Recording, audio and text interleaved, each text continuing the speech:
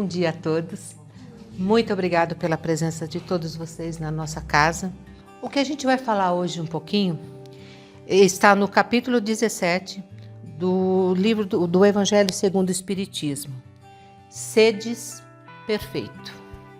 Essa passagem de Jesus está dizendo para a gente assim, para a gente entender primeiro o significado dessa frase, né, que foi nos deixado, né?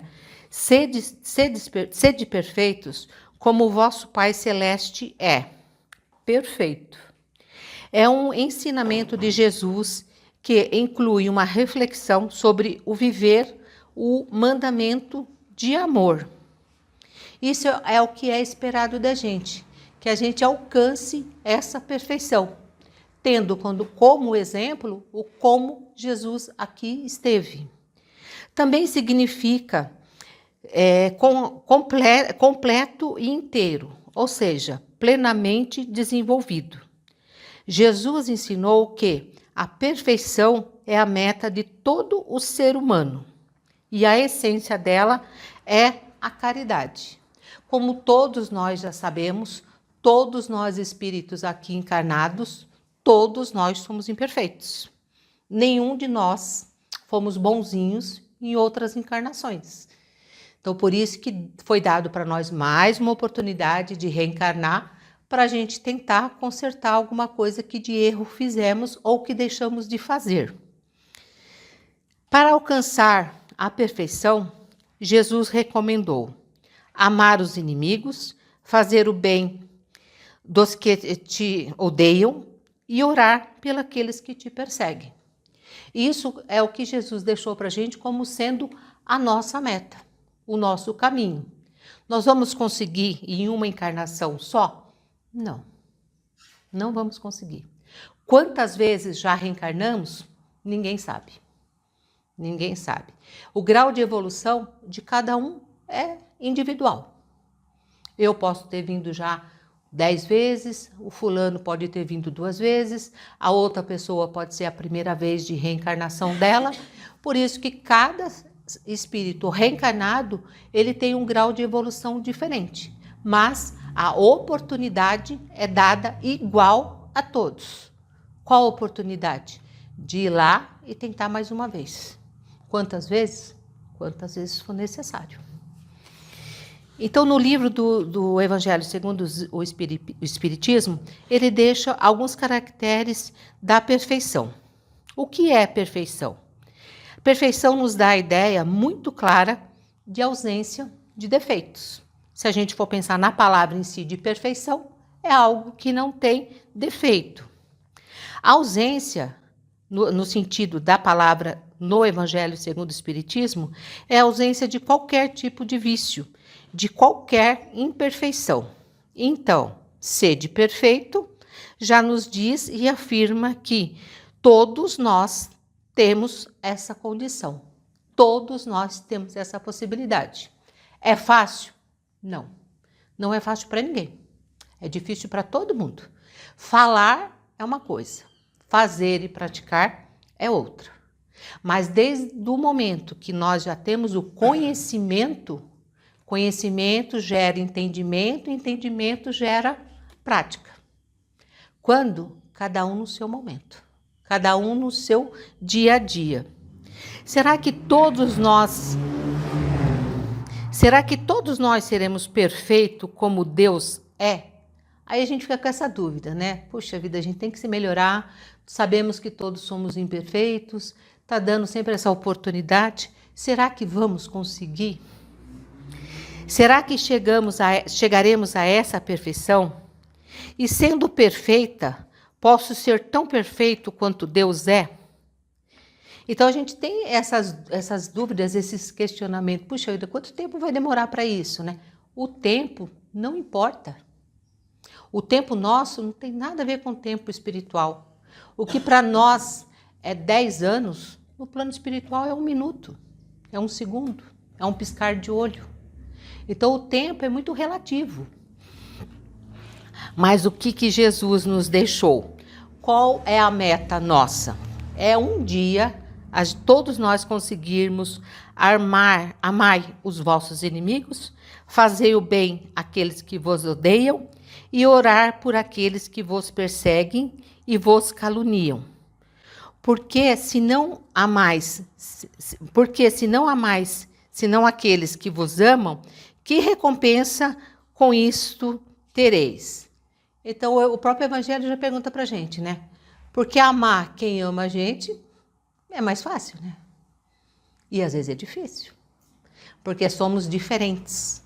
Amar quem ama a gente é mais fácil do que você amar aquele que você tem certeza que é seu inimigo. E às vezes ele não é seu inimigo, ele acha que você é o inimigo dele. É ele que vê você como inimigo. E você está aguardando. Os publicanos não fazem também? Aqui está fazendo uma referência aos publicanos. Os publicanos, na época, eles cobravam os juros, os direitos que eram dados para os seus governantes. Os publicanos faziam isso. As pessoas que tinham que pagar esses valores odiavam eles. Mas os publicanos, quem eles amavam, eram os que eram mais próximos a eles. Então, Jesus está fazendo uma referência para nós nesse sentido, né? Se nós, naquela época que vivenciamos juntos, nós já achávamos que os publicanos não eram as melhores pessoas, eles não eram as melhores pessoas para o nosso olhar, mas eles conseguiam amar aqueles que eram da família deles, os mais próximos a eles. Então, se a gente não faz diferença nesse sentido, nós somos iguais aos publicanos. A gente faz as coisas em benefício àqueles que amam a gente. Os que não amam, a gente ignora. E aqui o que o Evangelho está dizendo para a gente é essa prática do contrário. Porque se você quer ser diferente, faça diferente. Tente, pelo menos. E se vós não saudardes, senão os vossos irmãos, que fazei nisso diferente dos outros? Os pagãos não o fazem também? Sede, pois, vós os outros perfeitos, como vosso Pai é celestial e perfeito. Jesus não está colocando para nós quais são Jesus está colocando para nós quais são as condições para que nós possamos ser perfeitos, como perfeito é o nosso Pai. As 3 condições que ele deixa de início para que a gente possa avaliar, para que a gente possa se melhorar, é repetindo novamente: amar os vossos inimigos, fazer o bem àqueles que vos odeiam e orar por aqueles que os perseguem e nos caluniam. Por que será que então que essas 3 ações nos tornarão perfeitos? Se Jesus deu esse exemplo para a gente, e se ele reforça novamente que o caminho para que a gente consiga chegar um dia a essa perfeição é a gente seguir essas 3 condições. Então, por que será que ele deixou essas 3 condições? Para que possamos agir dessa maneira. Não pode existir em nossos corações nem o orgulho, nem o egoísmo. Se a gente pensa em um dia praticar essas 3 condições, o que a gente tem que levar em conta, primeiramente, é se conhecer o que é que me trava. Qual é o gatilho que não deixa eu fazer isso pelo meu próximo? É o orgulho e o egoísmo. Ah, mas eu não sou orgulhosa. Sou sim. Ah, eu não sou egoísta. Sou sim. Todos nós somos. Todos nós somos. Uns mais, outros menos. Mas que nós somos orgulhosos, nós somos egoístas, todos nós ainda somos. É o caminho da perfeição. É você reconhecer o que ainda precisa ser mudado em você. Você não muda o outro. Você muda você. Você mudando as suas atitudes faz com que os outros te sigam como exemplo ou percebam que você já está diferente, que você é diferente. Mas orgulho e egoísta todos nós somos. A gente fala às vezes assim, eu sou tão orgulhosa pelo tal conhecimento, não sei o quê. Não, eu não sou orgulhosa. Eu sou feliz por tal argumento, por tal situação que hoje eu estou vivenciando. Mas o orgulho já faz tão parte da vida da gente, do nosso dia a dia, que o orgulho soa como uma condição boa, né? Eu estou dizendo para o outro que eu estou feliz, mas eu não uso a palavra feliz, eu uso a palavra orgulhosa. Eu sou orgulhosa pelo emprego, eu sou orgulhosa pelos meus filhos, eu sou orgulhosa, tenho muito orgulho, não sei o quê, quando na verdade não, eu estou feliz. Eu estou feliz pelo bem que o outro conseguiu atingir. Inimigo, porque o outro me vê dessa forma, ele me vê como o inimigo, mas eu não o tenho como um inimigo, e sim como um irmão necessitado da alma, um doente da alma, uma criança espiritual que precisa do meu entendimento, precisa de amor, precisa da minha compreensão e, além disso, precisa do amor e do meu exemplo. Aquela pessoa que te vê como inimigo, porque às vezes a pessoa acha. Aquela pessoa que te vê como inimigo, se você não é inimigo dela, por que você vai nutrir? Não tem o porquê a gente nutrir isso. O que a gente tem que fazer é voltar no início da nossa conversa. Todos nós somos diferentes. E cada um de nós estamos num grau de entendimento diferente também. E não cabe a gente julgar, não cabe a gente tentar mudar a situação. Cabe o que está na sua consciência. E é isso que faz a diferença. Como esse amor transforma aquele sentimento negativo que o outro ainda detém por mim, num sentimento de respeito, e de fraternidade e de amor. Só o exemplo pode transformar. Amar o vosso inimigo envolve renúncia de si mesmo pelo outro. Quando Jesus diz fazer o bem àqueles que vos odeiam, isso mostra o sentimento de bondade e de doação integral. Porque a gente volta de novo, né? Amar quem a gente sabe que ama a gente é muito mais fácil. Agora, amar os que a gente tem certeza que nos odeiam, e quem odeia não é nosso problema. Então, nós não temos nem que... A gente tem que tentar resolver a situação. Quando? Nessa encarnação. Quando Jesus diz orar por aqueles que vos perseguem, eu estou procurando buscar o amparo e o auxílio do Pai em benefício daquele irmão. Esses sentimentos praticados levam a criatura à perfeição. São essas as condições que Jesus nos deixou. Na verdade, perfeito como Deus é, nós podemos ser, mas Deus é único e perfeito. Se Deus é único e perfeito, é impossível que seus filhos, que são obras suas, tenham a sua perfeição. Então a gente vê Deus como o ser mais perfeito existente, e realmente é. Mas ele deixa essa condição para todos os seus filhos, ou seja, todos vão evoluir, todos vão se melhorar, todos nós. Todos nós, é o único objetivo. O único objetivo da nossa reencarnação é a gente reparar o que ainda nos incomoda perante o plano espiritual. Porque se nós fôssemos perfeitos como Deus ou é, haveria inúmeros deuses e não apenas um. E ele não seria, portanto, o único. Nós temos essa visão. Deus é único, é um ser só.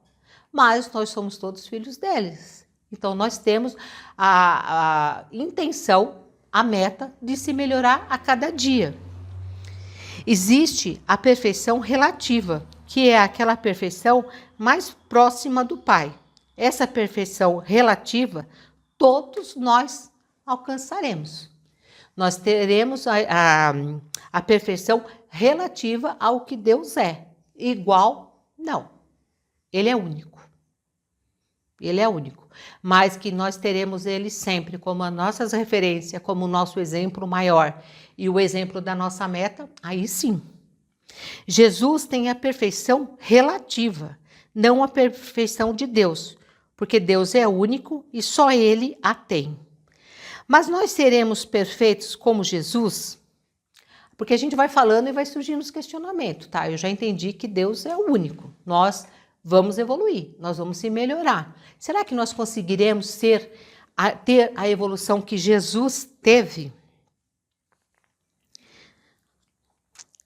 Sim, nós alcançaremos a perfeição relativa e não a absoluta, pois a absoluta só Deus a tem. Então, quando Jesus disse, sedes perfeito, como o vosso Pai Celestial é perfeito. Os que escutavam era o que necessitavam e entendiam naquela época. Seria um argumento muito forte para que se esforçassem para serem pessoas melhores. Quando Jesus disse essa frase, né? Sedes perfeito como o vosso Pai Celestial é. Para aquela época, há mais de 2000 anos atrás, era o único argumento que Jesus tinha para mostrar para as pessoas que eles podiam melhorar, que eles podiam se espelhar em Deus, que eles poderiam ter essa esperança, essa expectativa de um dia ser tão perfeito como Deus. Então, era o entendimento daquelas pessoas que viviam naquela época. Hoje, o Evangelho já diz para a gente isso. Deus é único. Deus é único. Nós não conseguiremos ser igual a Deus, mas nós conseguiremos ser os objetivos que Deus deixou para todos nós, para que todos nós evoluísse, para que todos nós tivéssemos esse entendimento. Então Jesus deixou Deus, nosso Pai, como um único exemplo e modelo a seguir. Jesus ainda nos diz que, nessa mesma mensagem, os elementos da verdadeira caridade. Quais são os elementos da verdadeira caridade? A benevolência, que é bondade, fazer o bem, a caridade com todos. A benevolência, quando você a pratica, você não está preocupado qual é o grau de instrução da pessoa, qual é o grau de necessidade daquela pessoa, não. Você vai e age sem julgar. A indulgência, quando nós procuramos não destacar, não ver os defeitos do outro, mas procurar destacar suas virtudes e aquilo que eles já têm de bom. Nós somos tão orgulhosos, nós somos tão egoístas ainda, que nós não praticamos indulgência. Se você vai falar mal, você fala pelo menos 10 vezes. Se você for falar bem, você fala 1 ou 2 vezes só. De tudo. Porque você precisa falar o mal. Quanto mais você fala, parece que você esvazia. Joga tudo em cima do outro. Agora, o bem, se a gente for olhar a qualidade, se a gente for falar o bem, ou de alguma atitude, ou do ato de alguma pessoa, a gente fala, a pessoa, né? Ela faz isso de errado, mas ela é bonitinha, né? Mas ela fala bem. Então, os defeitos, a gente ainda, quando a gente vai se referir ao outro, a gente fala muito mais dos defeitos do que as qualidades. E nós não praticamos a tal da indulgência. A abnegação é quando há um sentimento de renúncia de si mesmo em prol do outro. O esquecimento de si pelo outro. É uma dessas elementos da verdadeira caridade também, né?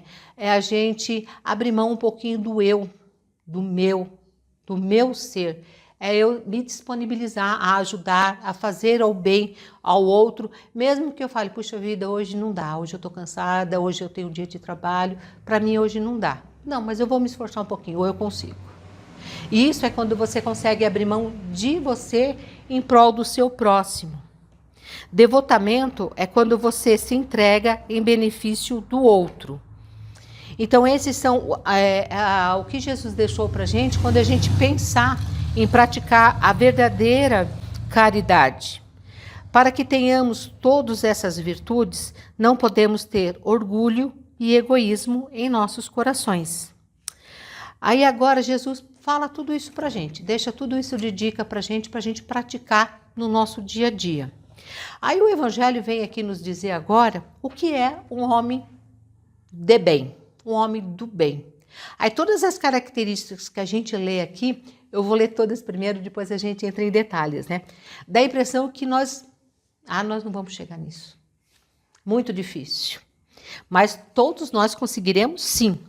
O verdadeiro homem de bem é aquele que pratica a lei de justiça, de amor e de caridade com a sua maior pureza. Essas 3 leis são as mais importantes. Se conseguirmos segui-las, praticá-las, seremos homens do bem. Justiça, amor e caridade. Homem de bem se interroga toda noite a sua consciência e questiona sobre os seus atos e se pergunta se não violou essa lei, se fez o mal e não só não fazer o mal, mas se também deixou de praticar o bem. Será que nós fizemos o mal? Ok, nós fizemos. Será que nós fizemos todo o bem que poderíamos ter feito?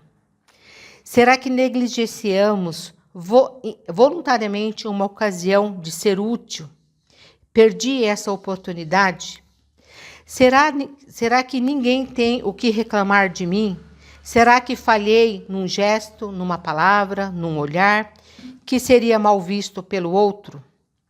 Se fez ao outro tudo o que queria que fizesse para contigo? Difícil, né? Mas quem deixou isso de exemplo? Todas essas palavras aqui, Santo Agostinho. Santo Agostinho, ele não deixava para fazer as promessas deles, os pedidos dele, uma vez por ano, véspera de Natal, véspera do Ano Novo, as promessas para o ano seguinte, para o próximo Natal. Santo Agostinho deixou isso de exemplo para a gente. Toda noite, ele fazia esses questionamentos, como foi o dia dele. Porque ele precisava se conhecer e aceitar. Eu não quero praticar o orgulho, eu não quero praticar o egoísmo e eu quero entender que eu erro. Eu erro. A partir do momento que eu assumo que eu erro, eu abro uma porta para eu consertar. Amanhã eu vou fazer melhor do que eu fiz ontem. E ele fazia sempre esse questionamento e ele não deixava acumular. Puxa vida, será que eu fiz o bem que eu poderia ter feito? Então, todos esses questionamentos ele já fazia e ele deixou isso para que a gente praticasse isso como ele fez quando aqui ele esteve como um dos espíritos encarnados. Ele deixa essa mensagem para a gente de otimismo, para a gente não deixar, porque se a gente faz muitos erros, aquilo vira prática. A gente pratica e não percebe mais, quando vê vira hábito.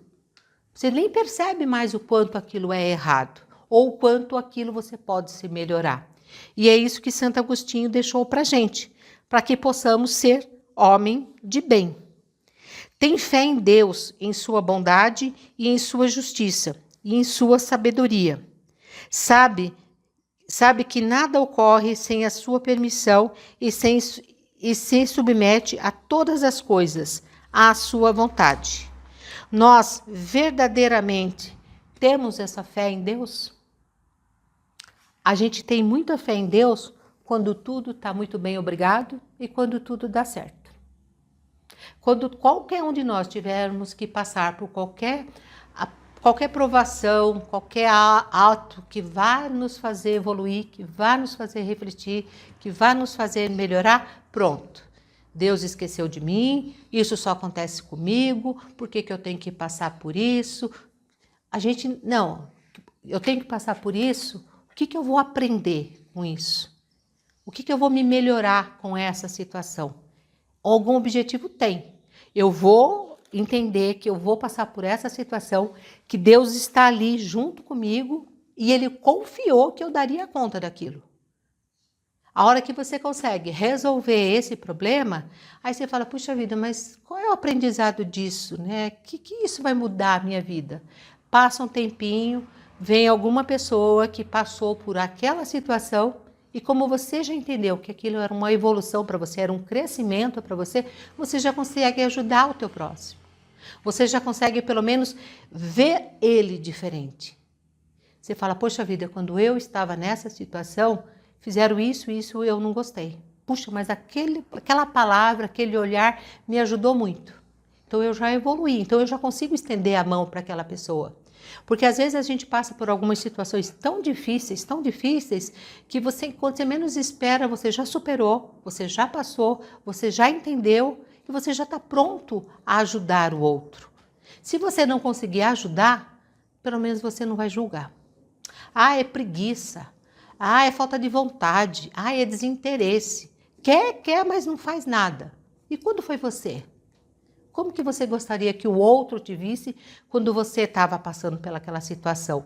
Então, Deus está sempre do nosso lado e quanto maior é o nosso problema, é sinal que Ele confia mais na gente, porque Ele sabe que a gente vai dar conta. E se a gente der conta e a gente vencer, seremos bons exemplos. Essa fé em Deus não faz com que nós, muitas vezes, questionamos o Pai. Não faz muitas vezes que nós sentimos vitimizados pelo nosso Pai? Será que já temos fé e confiança na sua bondade, na sua justiça, ao ponto de submetermos a todas as coisas e todas as suas vontades? Porém, sem reclamar. Porque primeiro a gente reclama, digere, para depois a gente entender.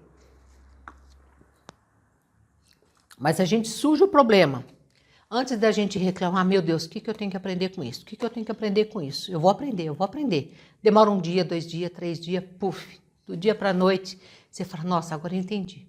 Entendi por que eu passei, entendi. Deixa de ser um problema. É como um problema de matemática. Ele só é problema até você resolver. Resolveu a questão, não é mais problema. Você pode vir aquela questão para você resolver, quantas vezes vir? Você já sabe até o resultado. Porque você já passou por aquilo. E até você resolver é difícil. Por que é difícil? Por que demora? Porque Deus quer que a gente tenha o aprendizado correto sobre aquela situação. Todos esses questionamentos são muito difíceis. Com isso, percebemos o quão longe nós estamos ainda da perfeição. Mas todos nós vamos chegar lá. Onde? Na perfeição. Sabem por quê? Porque o homem de bem tem fé na vida futura, por isso coloca os bens espirituais acima dos bens temporais.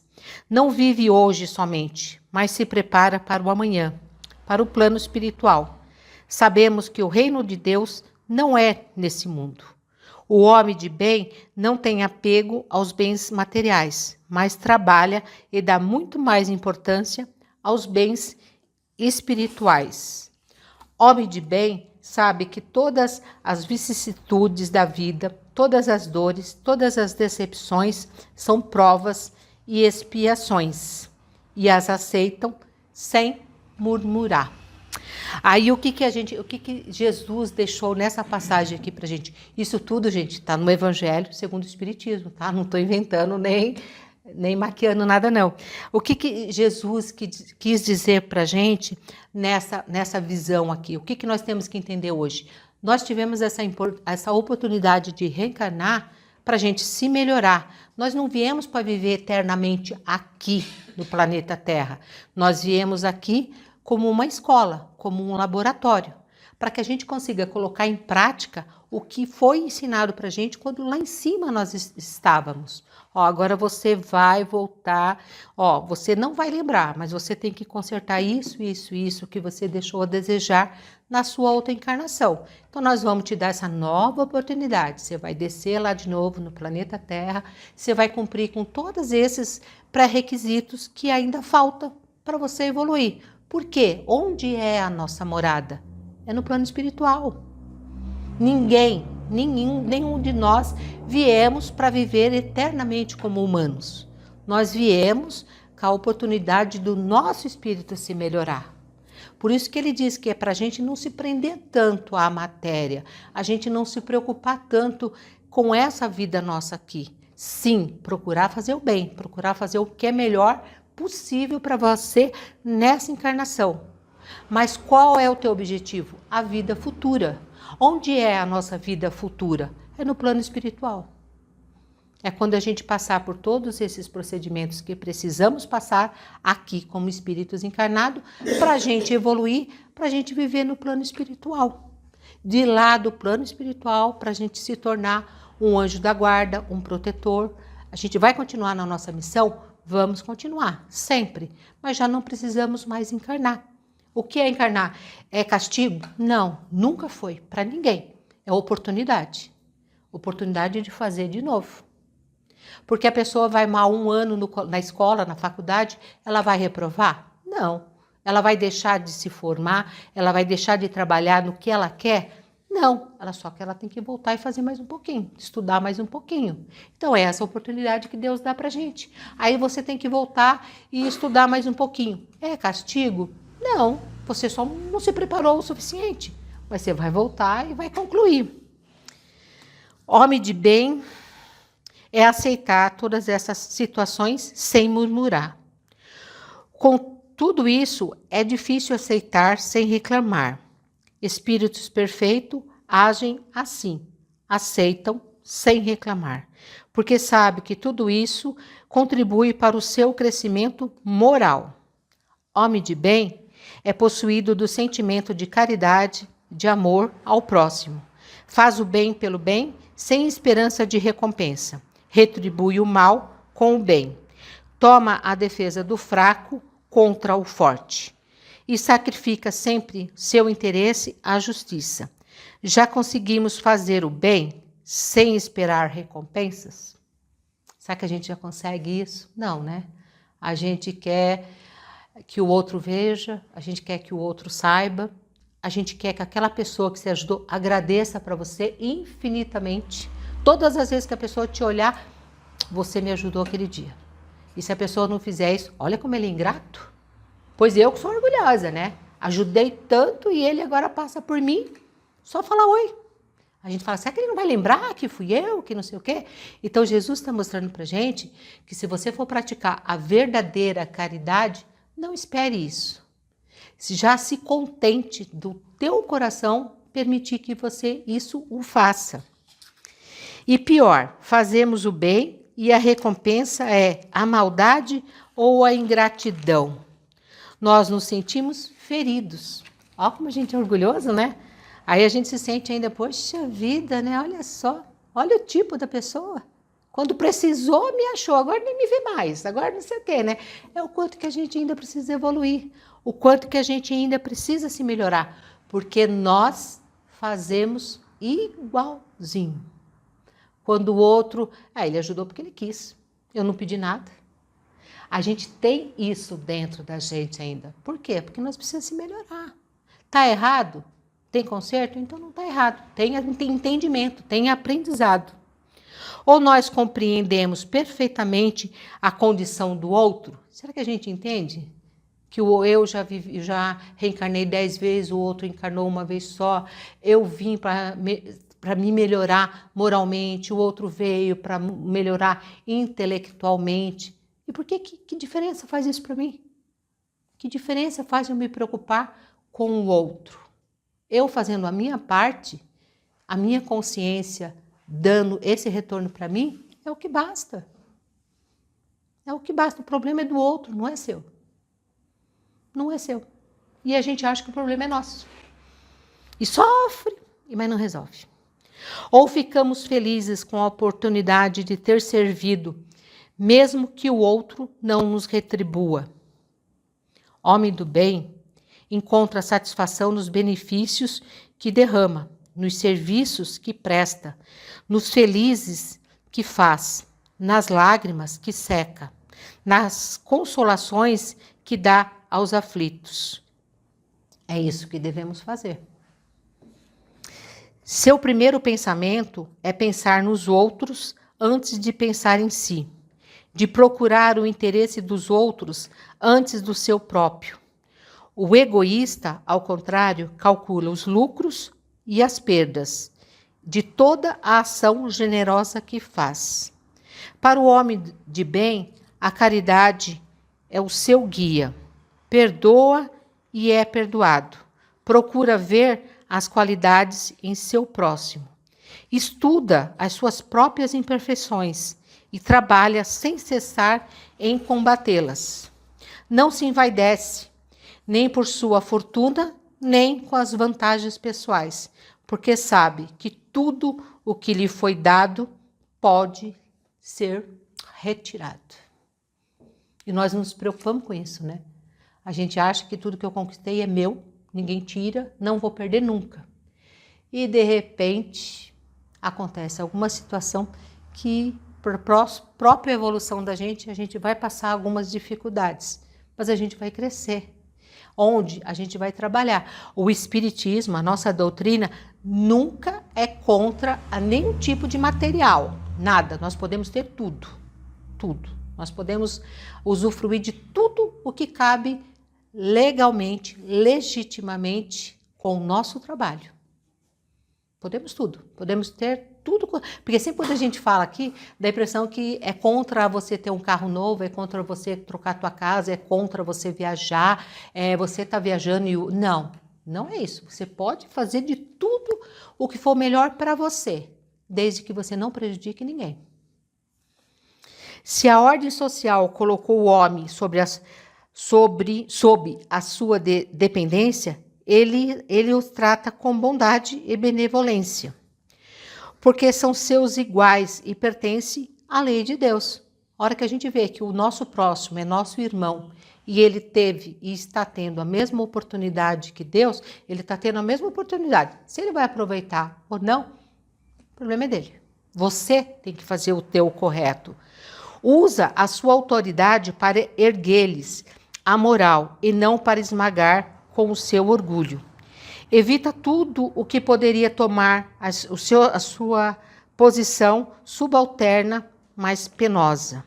Homem de bem, enfim, respeita em seus semelhantes todos os direitos dados pela lei da natureza, como gostaria que seus fossem respeitados.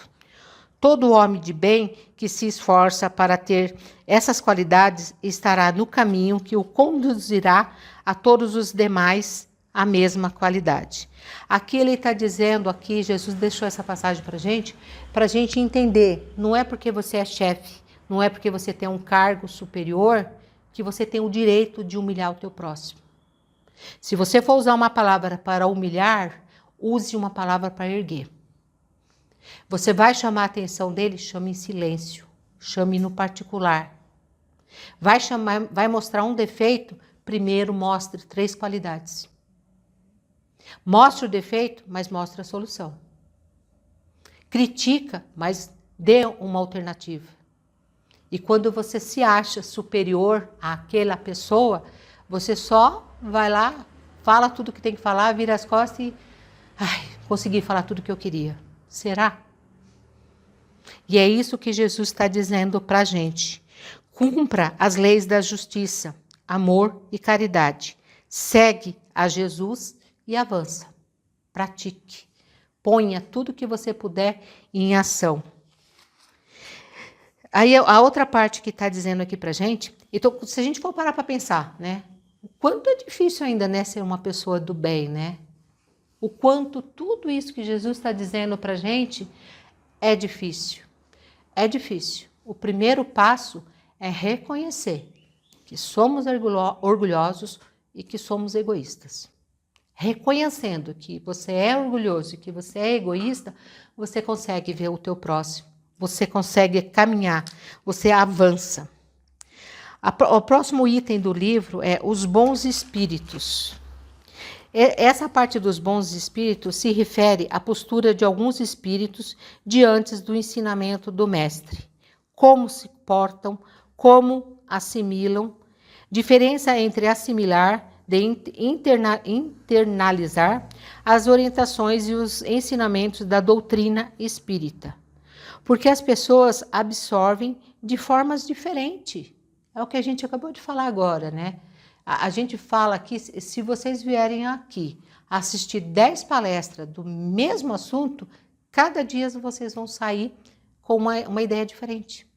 Cada dia vocês vão interpretar de uma forma diferente, porque é aquele momento que a gente está vivendo.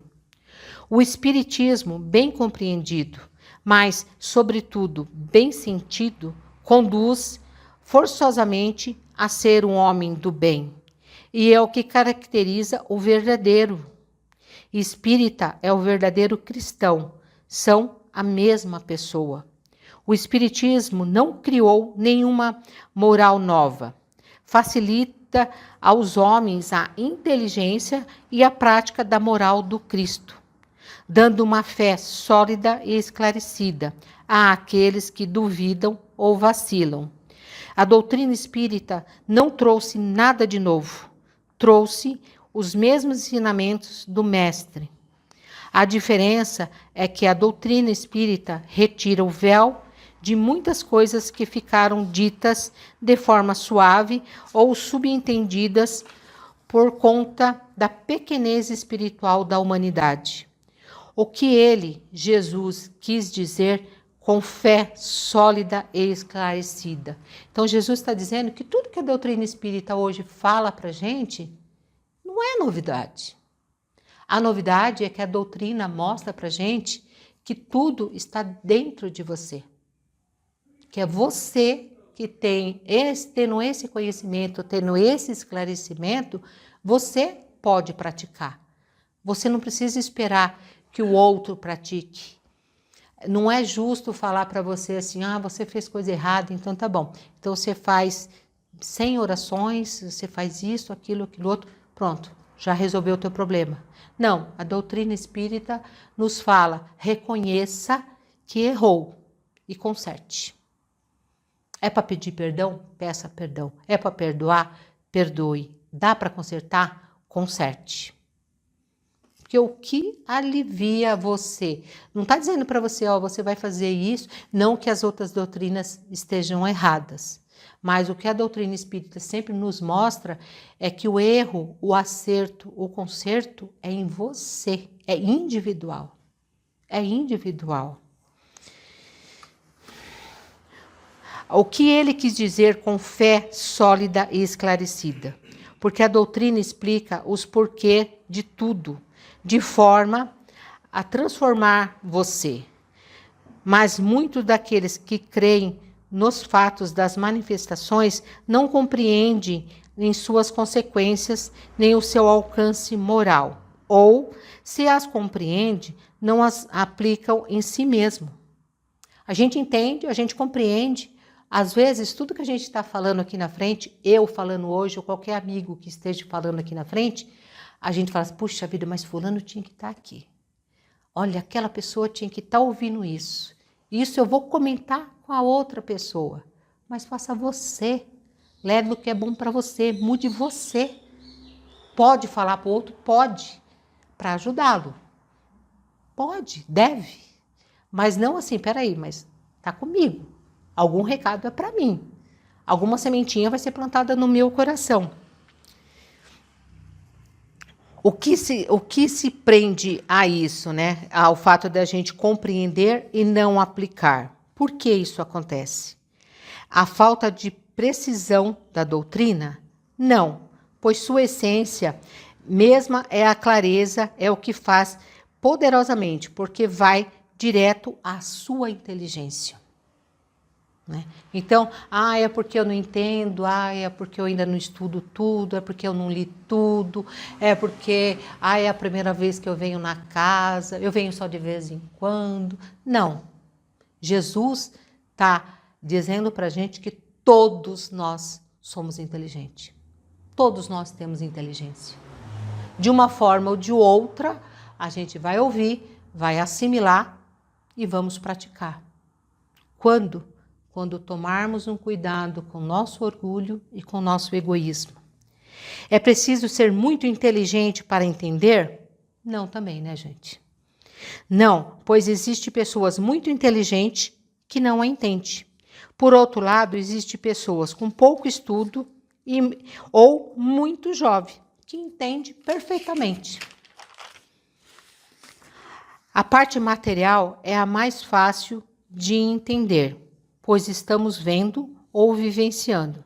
Mas a parte essencial da doutrina, essa nem todos a possuem, pois precisamos ter um certo grau de sensibilidade. Olha o que a doutrina nos fala, né?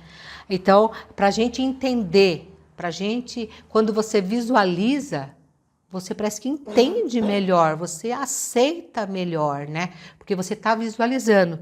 Mas na doutrina, o que ela diz para a gente é o que a dificuldade em entender e em praticar é o quanto nós temos sensibilidade. O quanto que nós conseguimos olhar para o nosso próximo.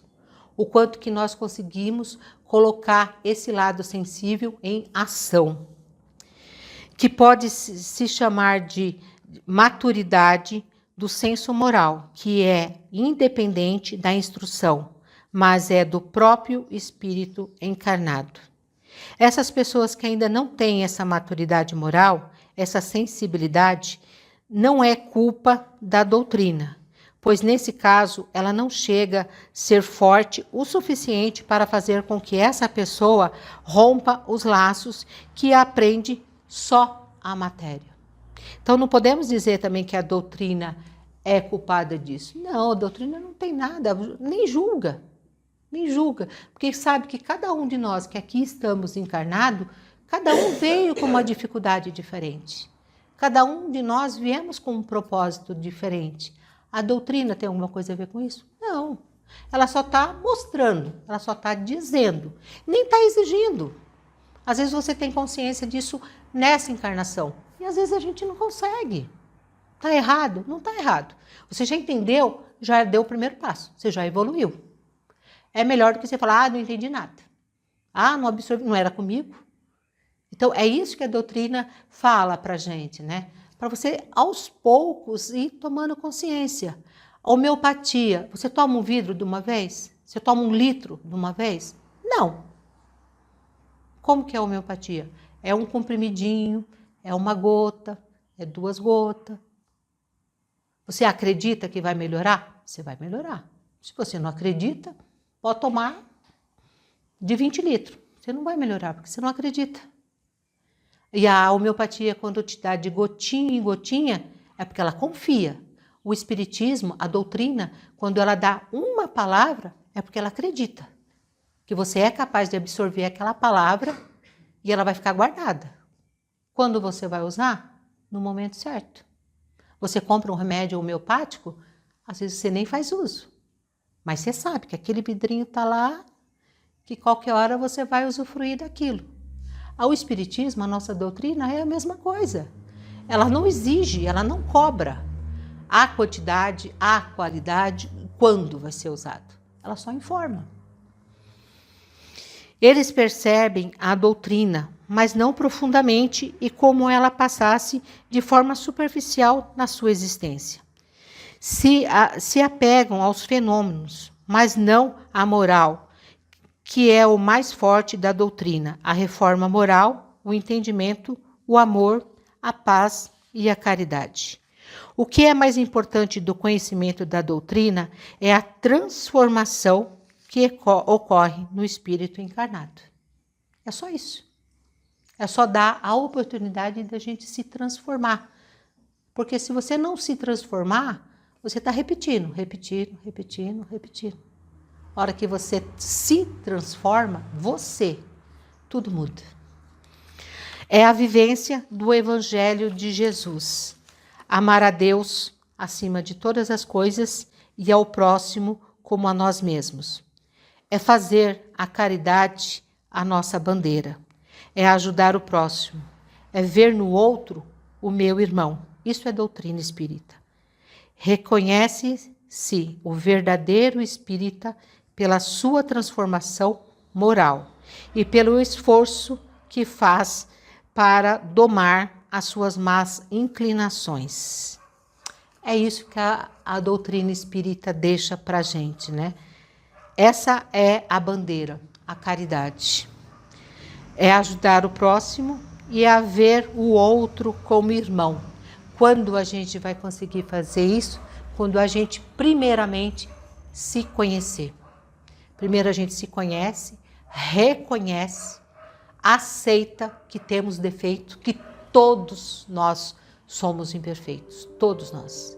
E que todos nós temos a mesma oportunidade. Qual a oportunidade? Amar o próximo. Só, né? Tão difícil que é, mas é só isso. É você se reconhecer, você acreditar fielmente que você é capaz, que você vai se transformar. Como? Uma gota por dia, uma palavra por dia, um gesto por dia. Só isso que Jesus deixou para nós, só isso que a doutrina passa para todos nós. O que? Primeiro se reconhecer, aceitar que todos nós somos orgulhosos, aceitar que todos nós somos egoístas, mas que todos nós estamos no caminho certo. Qual o caminho? Jesus. Qual a verdade? O amor. Qual a meta? Se melhorar. Quando? Quando a gente quiser. Basta a gente parar, pensar e praticar. Que Deus, nosso Pai, possa ajudar todos nós nessa meta tão difícil que nós ainda, como espíritos imperfeitos, sabemos o quanto nós somos, mas entendemos o quanto podemos melhorar. Que Deus possa abençoar a nossa semana, que Deus possa fazer essa sementinha brotar no coração de todos nós, para que a gente um dia se encontre novamente como verdadeiros irmãos, aonde? Na vida futura. Que Deus abençoe a todos nós e agora vamos chamar a nossa luz.